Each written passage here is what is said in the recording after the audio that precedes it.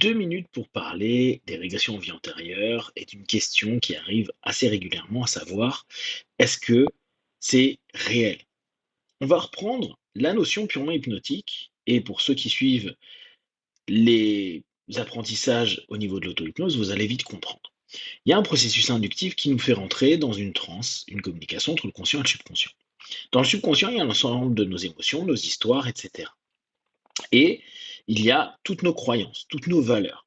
Ce qui est intéressant avec la régression en vie antérieure, si on reste purement concret, c'est que dans cette discussion, qui en plus est suggérée par le contexte, vous allez voir quelqu'un pour faire une régression en vie antérieure, plus la sémantique, les suggestions, tu vas petit à petit retourner dans une vie qui va t'apporter les réponses et solutions à ta problématique d'aujourd'hui. On a un ensemble d'éléments qui font qu'on peut orienter la transe, et c'est le but d'un hypno, hein, orienter la transe pour recadrer les problématiques, pour vous permettre d'aller mieux, pour comprendre des choses, etc.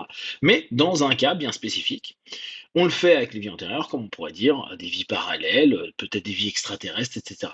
L'important n'est pas le réel, mais l'ensemble des contextes, des croyances que vous avez, que peut-être l'hypno lui-même a, et de l'orientation, l'objectif que vous souhaitez atteindre.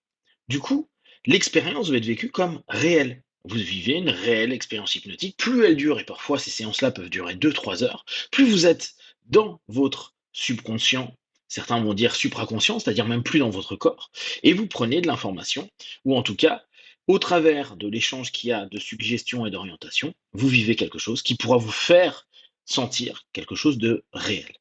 Prenez soin de vous. Be one.